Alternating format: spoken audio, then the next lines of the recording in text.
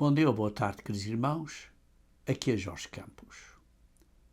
O problema com o desânimo é que o desânimo é muito real para muitas pessoas e você pode vencer esse desânimo paralisante.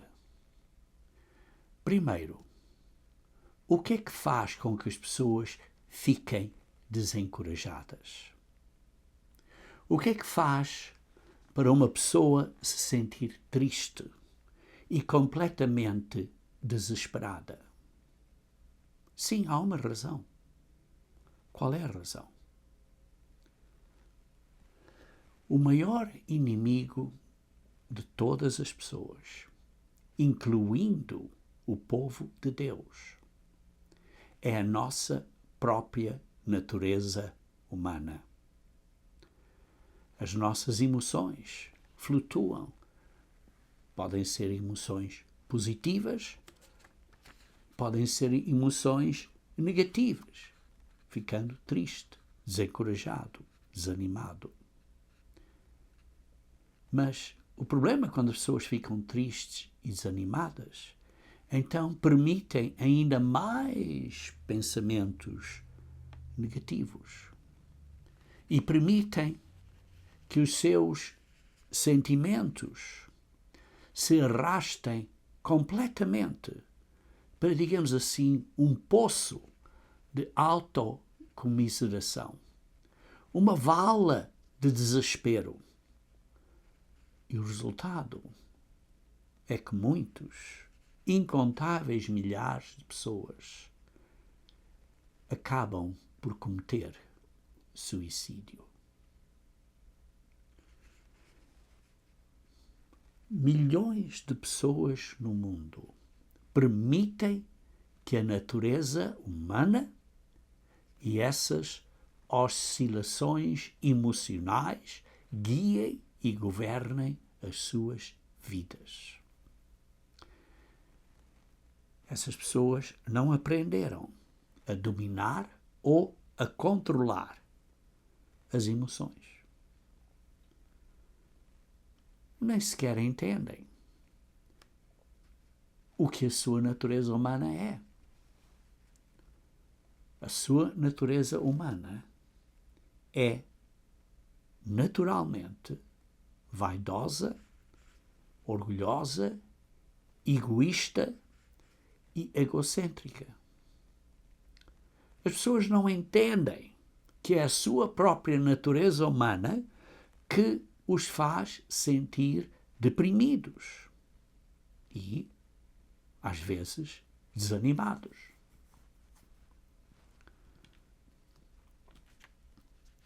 Muitos de vocês que estão ouvindo este sermão ainda não aprenderam a controlar as suas emoções e pensamentos.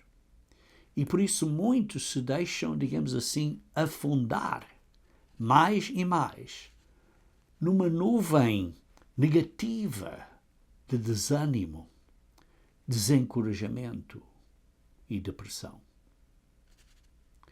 Essas, digamos assim, entre aspas, puxadas para baixo, ou digamos assim, impulsos para baixo, ou, pondo de outra maneira, inclinações da carne, que estão inerentes na natureza humana, são uma das principais causas do desânimo. Hoje, irmãos, quero falar com vocês sobre como vencer o desânimo com a ajuda de Deus. A palavra de Deus dá informação vital acerca de como conquistar todos os problemas humanos, todos os problemas espirituais, incluindo a depressão e o desespero. Irmãos, entre parênteses, não estou falando de doenças físicas que algumas pessoas possam ter. Nesse caso, por favor, procurem ajuda profissional ou médica. Mas estou falando da natureza humana, que precisamos de superar. E como? Algumas pessoas dizem que é a influência do maligno. E por isso não há nada a fazer, ou que podem fazer. Mas Deus dá a si e a mim o controle das nossas mentes, da sua mente. O controle da sua mente está nas suas mãos. Você é que tem que exercitar autodomínio sobre a sua mente e sobre as suas emoções. Não podemos dar autorização a espíritos malignos para influenciar a nós. Isso é nossa decisão e não devemos permitir isso. E por isso também é controlado ou relacionado com o seu e o meu controle do que pensamos. Nós é que podemos controlar as nossas emoções, os nossos pensamentos, a nossa natureza humana. Por isso, vejamos a causa.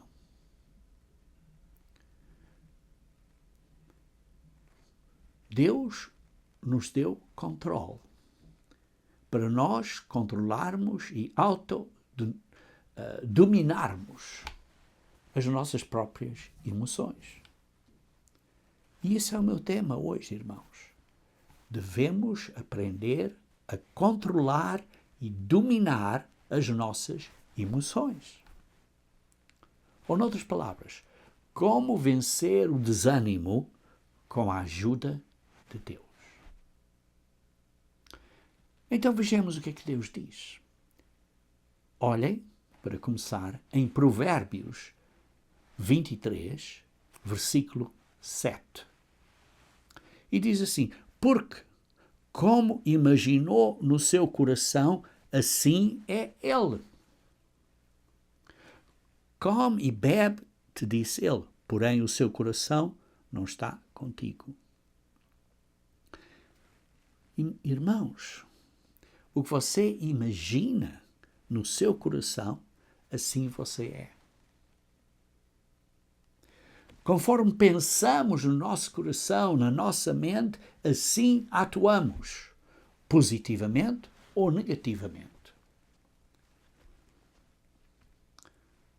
O estado de ânimo e as suas atitudes emocionais que afetam a sua vida espiritual começam com pensamentos no seu coração. O seu pensamento e o meu pensamento, o nosso pensamento, afeta a nossa personalidade, afeta o nosso porte, afeta a nossa forma de expressão, afeta os nossos olhos.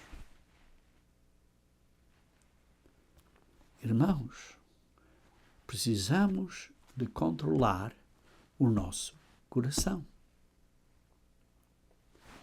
Em 2 Coríntios, capítulo 10, versículo 4, lemos: porque as armas da nossa milícia não são carnais, mas sim poderosas em Deus para a destruição das fortalezas, destruindo argumentos e toda a altivez que se levanta contra o conhecimento de Deus e levando cativo todo o entendimento à obediência de Cristo. Todo o pensamento precisa ser controlado e Deus quer que o controlemos.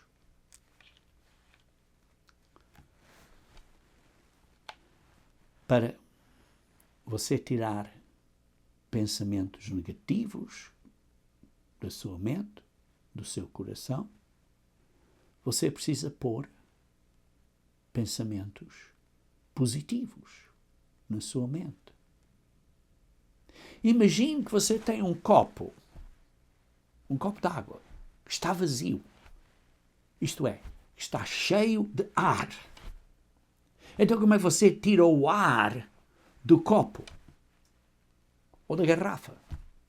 Enchendo esse copo de água. Então o ar sai.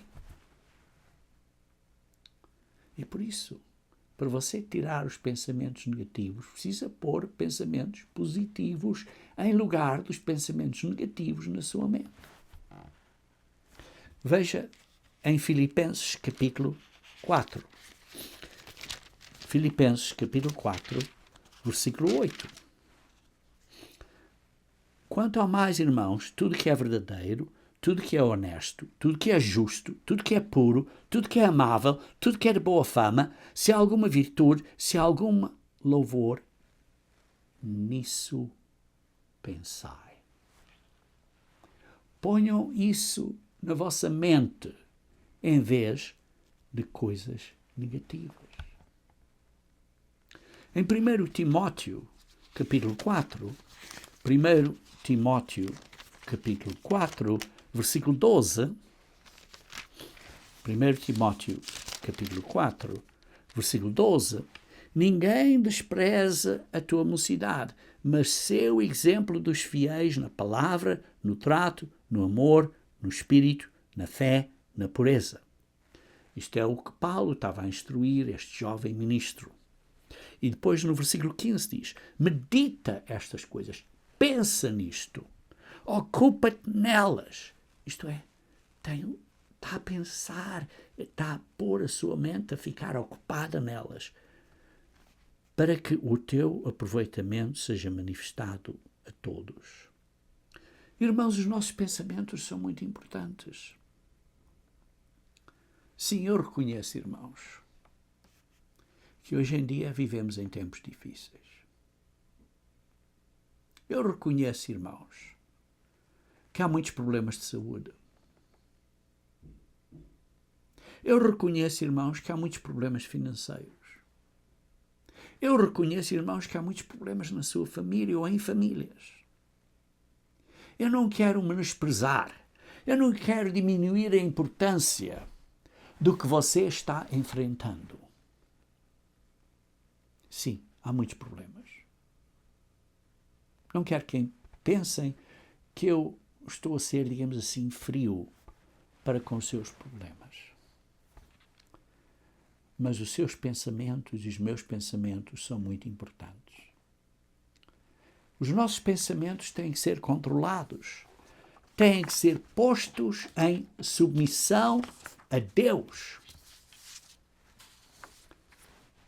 E assim, esses pensamentos e sentimentos negativos e o desencorajamento podem ser vencidos.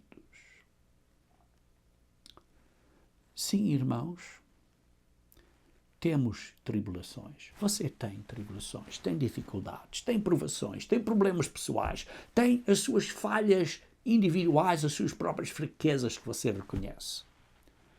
Você tem doenças. Talvez seja a idade, que você está muito fraco. Tudo isto pode contribuir para a sua depressão.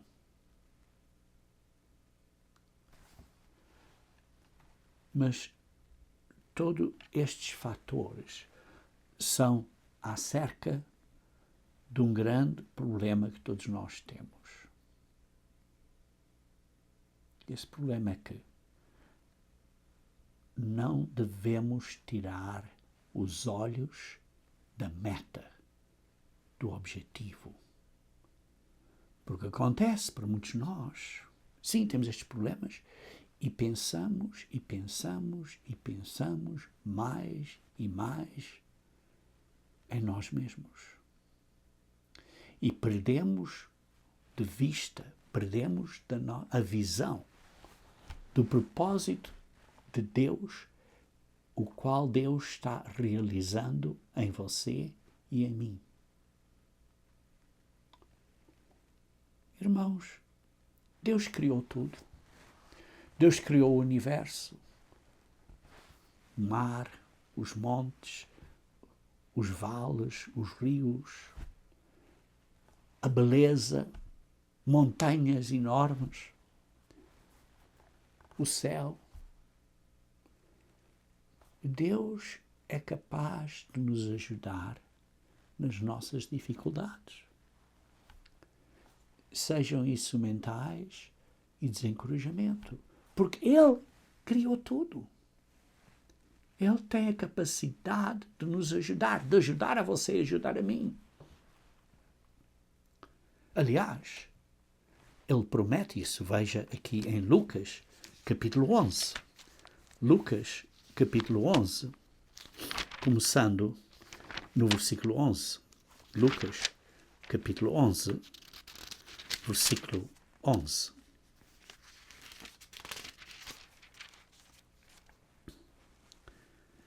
E qual o pai de entre vós que, se o filho lhe pedir pão, lhe dará uma pedra? Ou também, se lhe pedir peixe, lhe dará por peixe uma serpente? Ou também, se lhe pedir um ovo, lhe dará um escorpião? Pois se vós, sendo maus, sabeis dar boas dávidas aos vossos filhos, quanto mais dará o Pai Celestial, o Espírito Santo, àqueles que lhe pedirem. E o Espírito Santo é o poder de Deus para você vencer todas as suas fraquezas. E o Espírito, irmãos, o Espírito de Deus, não é um espírito de desencorajamento, não é um espírito de um estado negativo, emocionalmente negativo, de sentimentos negativos. Não. Vejam em Gálatas, capítulo 5, versículo 22 e 23. Gálatas, capítulo 5, versículo 22 e 23. Mas o fruto do Espírito é amor, gozo, isto é alegria, paz, longanimidade, benignidade, bondade, fé, mansidão, temperança ou domínio próprio, como algumas versões traduzem. Você leu comigo aqui a dizer que o fruto do Espírito é tristeza, culpa, depressão, mau humor, melancolia, sentimentos negativos ou desânimo, desespero e falta de esperança? Não. Você leu que o Espírito de Deus é o Espírito de uma atitude positiva. Não é um espírito de uma atitude que diz, olha, que adianta? A quem é que isto importa? Não. O Espírito de Deus é um espírito de autocontrole e domínio próprio, como diz aqui o fruto do Espírito, como lê ao fim do versículo 22, diz temperança, domínio próprio, equilibrado. Vejam em 2 Timóteo, capítulo 1. 2 Timóteo, capítulo 1. 2 Timóteo, capítulo 1, versículo 6 e 7. Porque cujo motivo te lembro que despertes o dom de Deus que existe em ti pela imposição das minhas mãos, porque Deus não nos deu o espírito de temor. Não nos deu um espírito de medo, de negativismo, mas um espírito de força, de fortaleza, de amor e de moderação. Equilíbrio, moderação. Na nova versão transformadora diz um espírito de autocontrole. Na nova versão internacional diz um espírito de equilíbrio. Na versão do Rei Tiago, em inglês, diz um espírito de mente sã. Isto é, autocontrole, equilíbrio, uma mente sã. Uma mente sã que tem controle, domínio próprio, equilíbrio. O Espírito de Deus não é atormentado com medo, ou complexos, ou fóbias, ou atitudes negativas. É um espírito cheio de esperança quanto ao futuro. É um espírito de equilíbrio, de uma mente sã, de autocontrole, ou, noutras palavras, de amor. O Espírito de Deus é um espírito de amor, porque Deus é amor. E o Espírito de Deus é a essência de Deus. É a mentalidade ou o sentimento de Deus em nós. O Espírito de Deus, por isso veja em 1 João, capítulo 4, versículo 18. 1 João, capítulo 4, versículo 18. Diz assim: no amor não há temor.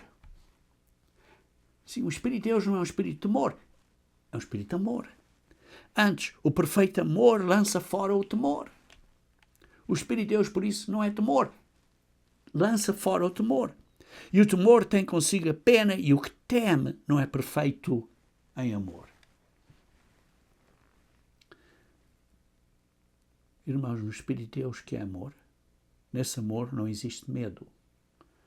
Mas antes, o perfeito amor lança fora o medo. Ora, o medo produz tormento. Logo, aquele que teme não é aperfeiçoado no amor, como se lemos na tradução da Almeida Revista e Atualizada. Por isso, irmãos, o Espírito de Deus lança fora sentimentos negativos como medo, preocupação, mau humor, falta de fé e desânimo. Então o Espírito de Deus substitui isso com verdadeiro amor, alegria e fé. O Espírito de Deus nos dá uma confiança completa ou plena em Deus. E essa suprema esperança em sua palavra e em suas promessas é o que o Espírito de Deus nos dá. E o Espírito de Deus nos dá o poder para vencer o desencorajamento negativo. Então, com o Espírito de Deus, essas atitudes negativas fogem, como digamos assim, coelhos selvagens à frente de mau tempo, de um tornado ou de um temporal. O Espírito de Deus dá a você poder, se você o usar. Lemos há pouco em 2 Timóteo capítulo 1. Eu foquei no versículo 7, mas vamos agora ler de novo 2 Timóteo capítulo 1, mas vou focar agora no versículo 6. E diz assim: por cujo motivo te lembro que despertes o dom de Deus, que existe em ti pela imposição das minhas mãos. O dom de Deus pela imposição das mãos é o Espírito Santo de Deus, é o poder de Deus. E precisamos de despertar, de reavivar, de usar o Espírito Santo de Deus. E como? O que é que você tem que fazer? O que é que eu tenho que fazer? Precisamos estar perto de Deus e usar o seu Espírito Santo de acordo com a vontade de Deus. Então isso, quando você usa o Espírito Santo, o pouco Espírito Santo que Deus lhe dá inicialmente, quando você o usa de acordo com a vontade de Deus, então Deus vai lhe dar mais. Atos 5:32, conforme você obedece, você recebe mais o Espírito Santo. Então, você, conforme vai reavivando, usando o Espírito Santo de Deus, você vai crescer no Espírito. Você vai ter mais do Espírito Santo de Deus. Então você não vai deixar essa chama, digamos assim, do Espírito Santo de Deus se apagar, se extinguir, morrer. Ora, alguns dos servos de Deus, vemos na Bíblia, passaram por períodos de depressão e desânimo muito profundos. Alguns até quiseram morrer. A vida para eles tornou-se uma luta pesada, pesada demais. Seus problemas cresceram, tornando-se demasiado pesados e dominadores para eles. A morte para nesses casos, em alguns casos, passou a parecer o único caminho de saída. Vejam em Jó, capítulo 6. Jó, capítulo 6. Versículo 2 e 3. Jó, capítulo 6, versículo 2 e 3.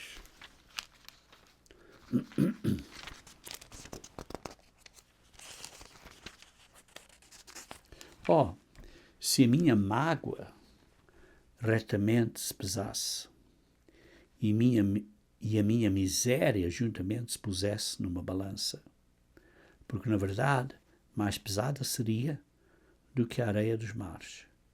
Por isso é que as minhas palavras têm sido engolidas. Vê-se aqui Jó estava a passar por um período de grande desânimo, um período de grande sentimento com pena de si mesmo. E, claramente, entendia-se isso. Vocês sabem o problema que Jó passou, e as dificuldades físicas que ele passou. Mas vejam também a situação de Moisés em Números, capítulo 11. Números, capítulo 11. Números, capítulo 11, começando no versículo 11. 11. Números 11.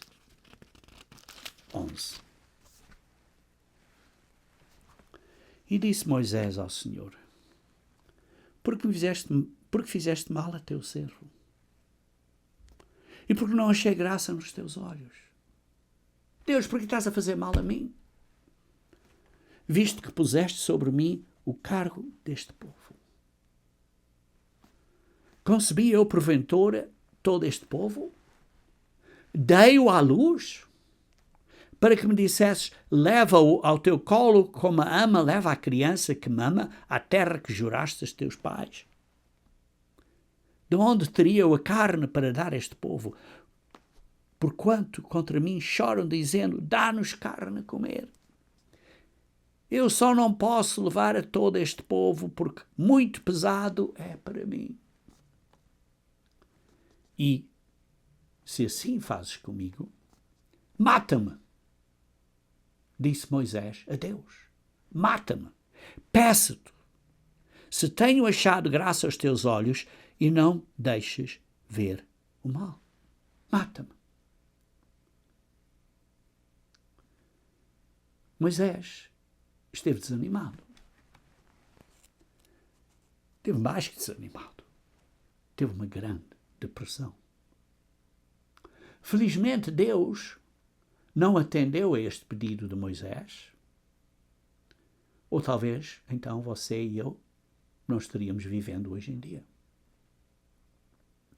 Vejam também 1 Reis. 1 Reis, capítulo 19, a situação de Elias. 1 Reis, capítulo 19, começando no versículo 1. E Acabe fez saber a Jezabel tudo quanto Elias havia feito, e como totalmente matara todos os profetas à espada. E então Jezabel mandou um mensageiro a Elias a dizer, assim me façam os deuses, e outro tanto, se de certo amanhã a estas horas não puser a tua vida como a de um deles.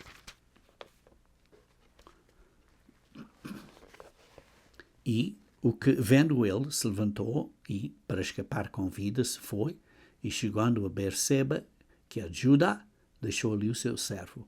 Ele, porém, foi ao deserto, caminho de um dia, e foi sentar-se debaixo de um zimbro, e pediu para si a morte.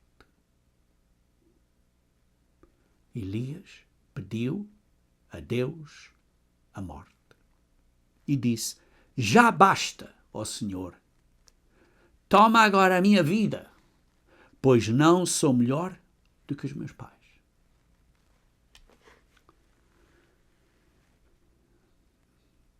Queridos irmãos, Elias passou por um amargo desânimo. Ele desejou desistir. Ele desejou abandonar tudo. Mas Deus teve que o repreender. Vejam, no versículo 9.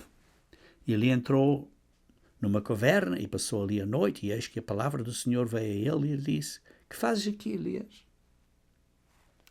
E ele disse: tenho sido muito zeloso pelo Senhor Deus dos exércitos, porque os filhos de Israel deixaram a tua aliança, derrubaram os teus altares e mataram os teus profetas à espada. E só eu fiquei e busco a minha vida para me tirarem. E Deus então disse a Elias: sai para fora. Põe-te neste monte perante o Senhor.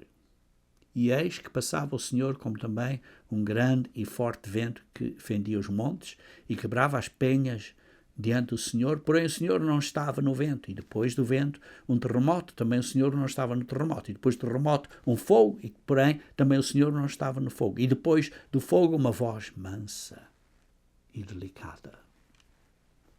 E sucedeu que, ouvindo-a, Elias envolveu o seu rosto na sua capa e saiu para fora. E pôs-se à entrada da caverna, e eis que veio a ele uma voz que dizia: que fazes aqui, Elias? Segunda vez. Que fazes aqui, Elias? E Elias uma vez mais disse: eu tenho sido em extremo zeloso pelo Senhor Deus dos exércitos, porque os filhos de Israel deixaram a tua aliança, derramaram os teus altares, mataram os teus profetas à espada, e só eu fiquei e busco a minha vida para me tirarem.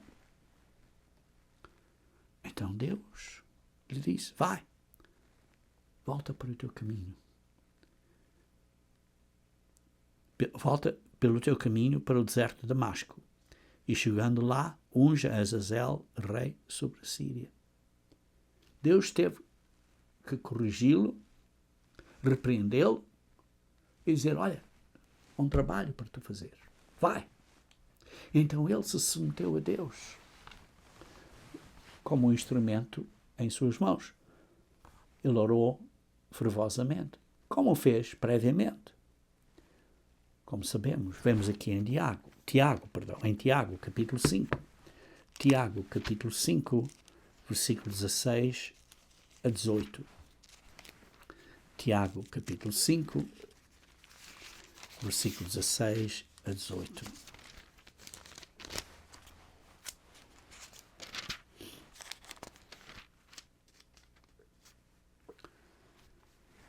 Confessai as vossas culpas uns aos outros, orai uns pelos outros, para que sareis. A oração do justo pode muito em seus efeitos. Elias era um homem sujeito às mesmas paixões que nós, e orando, pediu que não chovesse, e por 3 anos e 6 meses não choveu sobre a terra. E orou outra vez, e o céu deu chuva, e a terra produziu o seu fruto. Irmãos, vemos que Elias foi usado por Deus e realizou muitos milagres. E Deus teve que o repreender e disse: olha, há um trabalho a fazer, vai. Não pares. E por isso vemos que o desânimo não arrastou Jó, Moisés, Elias e outros servos de Deus para o lodo e para a lama. Não os reduziu ou conduziu à ruína. Porquê? Porquê? Porque quando viram as suas fraquezas e falhas humanas, não permitiram que uma depressão terrível os dominasse.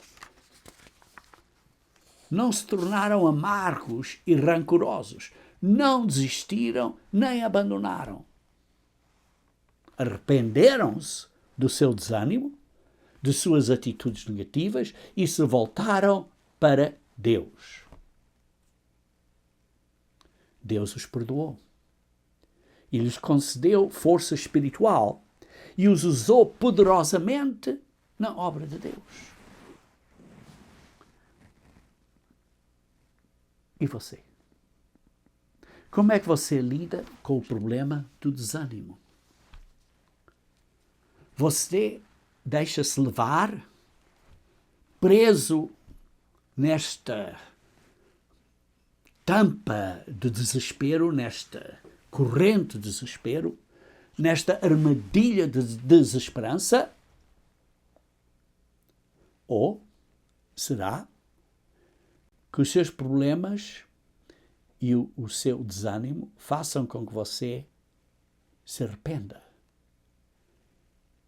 E se arrependa de si mesmo, do que você é.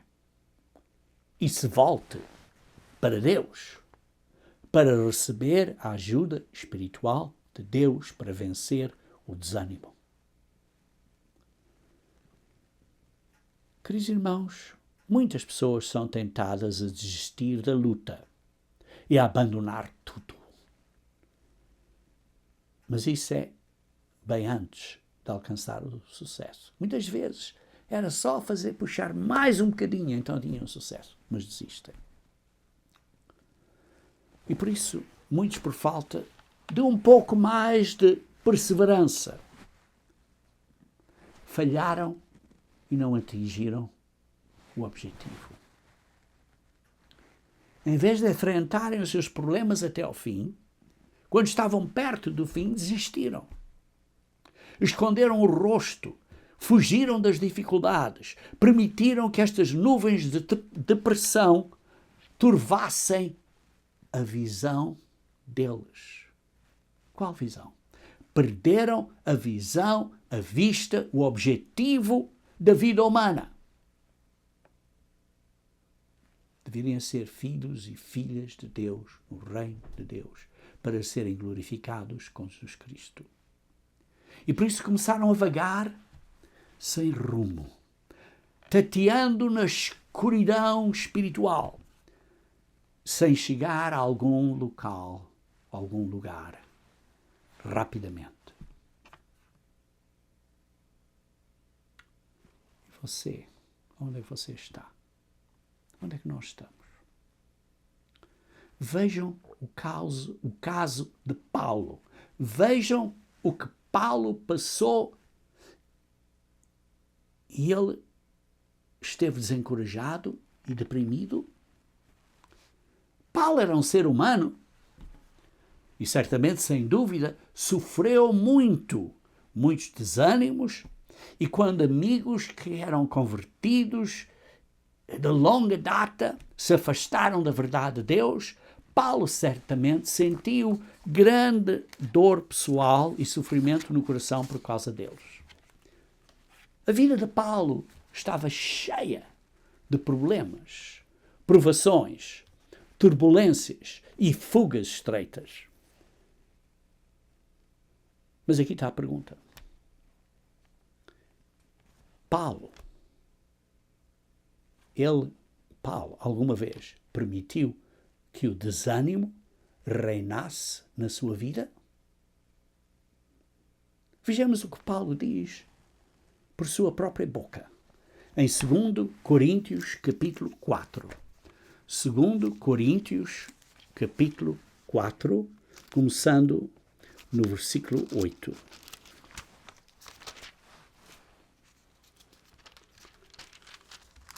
Em tudo somos atribulados, mas não angustiados, perplexos, mas não desanimados, perseguidos, mas não desamparados, abatidos, mas não destruídos, trazendo sempre por toda a parte a mortificação do Senhor Jesus no corpo, para que a vida de Jesus se manifeste também no nosso corpo. Paulo não ficou desencorajado. Ele não desistiu. Ele não foi um desistente. Vejam no versículo 16. Por isso não desfalecemos. Mas, ainda que o nosso homem exterior se corrompa, o interior, contudo, se renova de dia em dia.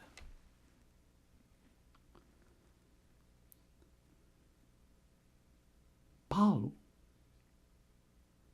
não deixou o desânimo vencer ele, mas ele venceu o desânimo com a ajuda de Deus.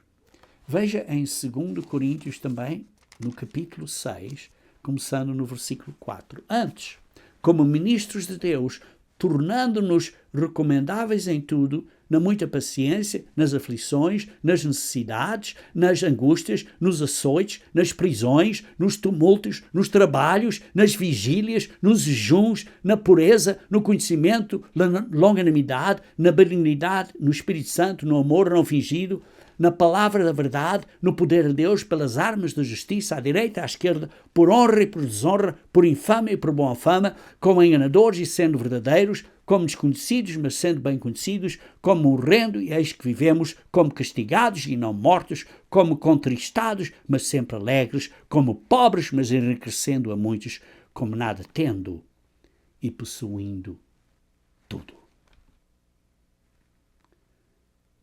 Paulo estava a compartilhar os seus sentimentos, os seus sofrimentos, de uma maneira muito íntima. Certamente, se há uma pessoa que tivesse motivo para se desanimar e perder o ânimo, essa pessoa era Paulo. Mas, perante estas dificuldades todas que ele passou, ele se alegrou. E em meio das suas provações e aflições, problemas e sofrimentos, ele venceu. Vejam como ele escreve no capítulo 1, 2 Coríntios, capítulo 1, versículo 3 a 5. Bendito seja o Deus e Pai do nosso Senhor Jesus Cristo, o Pai das misericórdias e o Deus de toda a consolação. Deus nos consola em toda a nossa tribulação, para que também possamos consolar os que estiverem em alguma tribulação, com a consolação com que nós mesmos somos consolados por Deus. Porque como as aflições de Cristo são abundantes em nós, assim também é abundante a nossa consolação por meio de Cristo. Paulo foi tentado, irmãos. Foi provado. Teve problemas, teve dificuldades, teve aflições. E por isso ele podia consolar e pode consolar a você e a mim. E pode ajudar a nós que estamos sofrendo, estamos sendo aflitos e desanimados.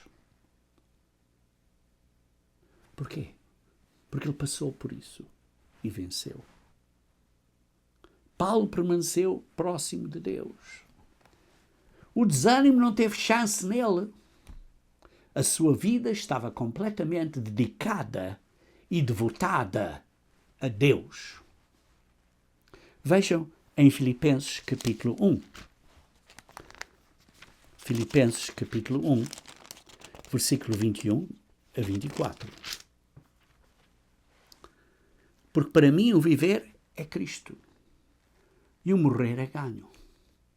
Mas se o viver na carne me der fruto na minha obra, não sei então o que devo escolher. Mas de ambos os lados estou em aperto. Tenho o desejo de partir e estar com Cristo, isto é morrer e depois é esperar pela ressurreição, porque isto é ainda muito melhor. Mas julgo mais necessário, por amor de vós, ficar na carne. Para ele viver ou morrer não fazia diferença.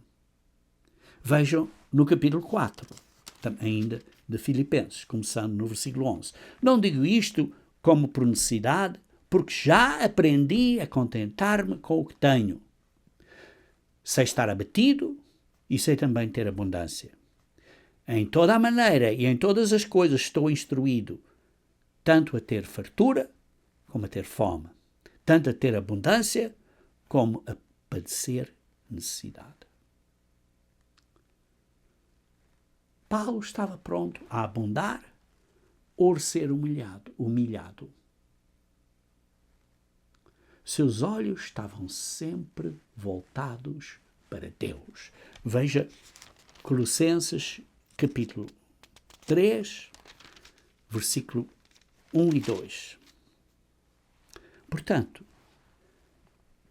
Se já ressuscitaste com Cristo, buscai as coisas que são de cima, onde Cristo está assentado à destra de Deus. Isto é, se já fomos batizados e saímos da água espiritualmente, e por isso, espiritualmente, simbolicamente, estamos ressuscitados com Cristo para viver um novo eu, uma novidade de vida, buscai as coisas que são de cima, onde Cristo está assentado à direita de Deus.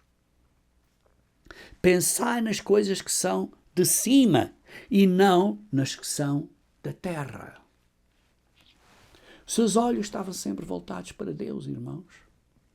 Seu afeto estava nas coisas do alto e não nas coisas terrenas, sensuais ou carnais. Em Filipenses, capítulo 3, voltando a Filipenses, agora capítulo 3, versículo 13 e 14, lemos: Irmãos, quanto a mim, não julgo que o haja alcançado, mas uma coisa faço, e é que, esquecendo-me das coisas que atrás ficam, e avançando para as que estão diante de mim. Prossigo para o alvo, pelo prémio da soberana vocação de Deus em Cristo. A sua mente estava concentrada em esquecer as coisas do passado, as falhas do passado, os desânimos, e a sua atenção estava fixada naquilo que estava para a frente, avançando para o alto, para a chamada de Cristo, para o reino de Deus, para virmos a ser filhos e filhas de Deus no reino de Deus, glorificados à ressurreição. Paulo tinha conquistado completamente o desânimo. Em 2 Timóteo, capítulo 4. 2 Timóteo, capítulo 4, versículo 7. Combati o bom combate, acabei a carreira, guardei a fé. Desde agora a coroa da justiça me está guardada, a qual o Senhor, o justo juiz, me dará naquele dia, e não somente a mim, mas também a todos os que amarem a sua vinda.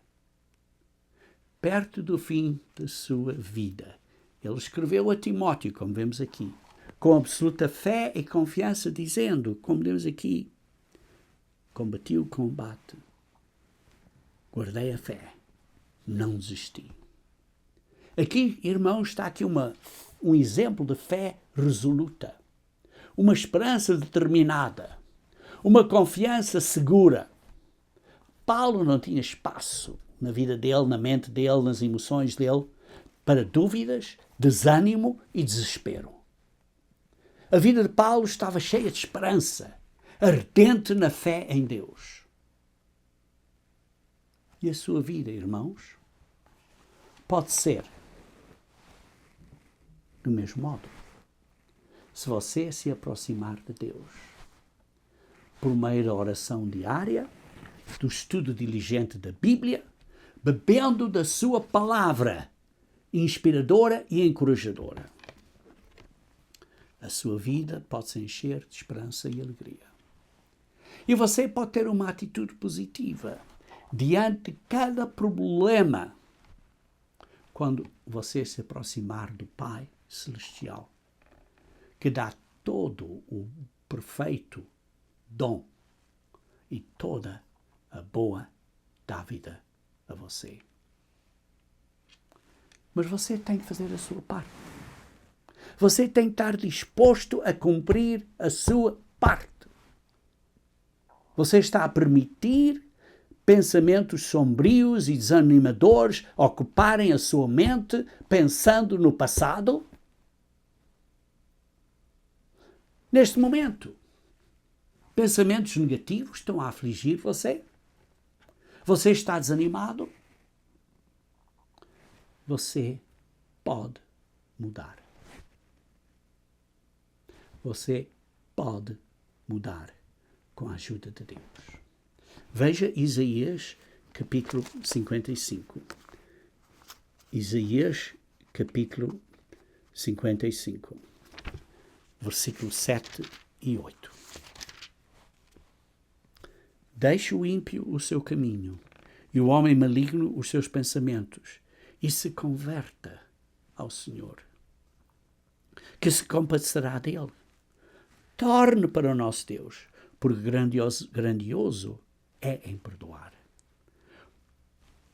Diz, porque os meus pensamentos não são os vossos pensamentos, nem os vossos caminhos os meus caminhos, diz o Senhor. Mude os seus pensamentos, irmão. Aprenda a dominar os seus pensamentos. Aproxime-se de Deus. E Deus lhe dará o seu espírito. Comece a pensar positivamente como Deus pensa. Encha-se da verdade de Deus, dos seus pensamentos, por meio do estudo da palavra de Deus, da Bíblia. Não há nenhuma necessidade de você ou nós nos sentirmos deprimidos ou desanimados. Você pode vencer o desânimo antes que ele comece. Jesus Cristo não veio para trazer tristeza e depressão. Veja em João, capítulo 10, versículo 10. João 10, versículo 10. João 10, versículo 10.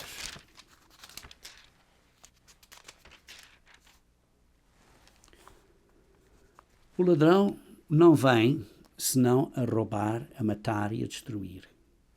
Jesus Cristo diz, eu vim para que tenham vida e a tenham com abundância.